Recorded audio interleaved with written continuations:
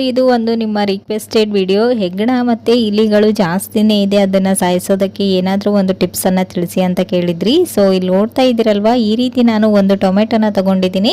ಅದನ್ನು ಈ ರೀತಿ ಸ್ಲೈಸ್ಗಳಾಗಿ ಕಟ್ ಮಾಡಿ ತಗೊಳ್ಬೇಕು. ಈ ಒಂದು ಫುಡ್ಡನ್ನು ಇಡೋದ್ರಿಂದ ಇದನ್ನು ತಿಂದ ತಕ್ಷಣ ಎಷ್ಟೇ ದೊಡ್ಡ ಇಲಿಗಳಾಗಿರ್ಬೋದು, ಹೆಗ್ಗಣಗಳಾಗಿರ್ಬೋದು ಬೇಗನೆ ಸತ್ತೋಗ್ಬಿಡುತ್ತೆ. ಜಿರಳೆಗಳು ಸಹ ಇದರ ಒಂದು ಸ್ಮೆಲ್ಗೆ ಹತ್ರನೂ ಕೂಡ ಬರೋದಿಲ್ಲ. ಸೊ ಇಲ್ಲಿ ನೋಡ್ತಾ ಇದ್ದೀರಲ್ವಾ, ಈ ರೀತಿ ಸ್ಲೈಸ್ಗಳಾಗಿ ಕಟ್ ಮಾಡ್ಕೊಂಡ ನಂತರ ಈ ಮೇಲ್ಗಡೆ ನಾನಿಲ್ಲಿ ಕೆಲವೊಂದು ಇಂಗ್ರೀಡಿಯೆಂಟ್ಸ್ನ ಹಾಕ್ತಾ ಇದ್ದೀನಿ. 1/2 ಟೇಬಲ್ ಸ್ಪೂನ್ ಅಷ್ಟು ಸಕ್ಕರೆ ಹಾಗೂ 1/2 ಟೇಬಲ್ ಸ್ಪೂನ್ ಅಷ್ಟು ಅಡಿಗೆ ಸೋಡಾನ ಹಾಕೊಳ್ತಾ ಇದ್ದೀನಿ. ನಂತರ ಈ ರೀತಿ ಓಲ್ಡ್ ಟ್ಯಾಬ್ಲೆಟ್ಸ್ಗಳನ್ನು ಬಿಸಾಕ್ತಾ ಇರ್ತೀರಲ್ವಾ, ಆ ಒಂದು ಟ್ಯಾಬ್ಲೆಟ್ಸ್ಗಳನ್ನು ಈ ರೀತಿ ಕುಟ್ಟಿ ಪುಡಿ ಮಾಡಿಕೊಂಡು ಆ ಒಂದು ಪೌಡರ್ನ ಕೂಡ ಇದ್ರ ಮೇಲ್ಗಡೆ ಹಾಕ್ಕೊಳ್ಬೇಕು.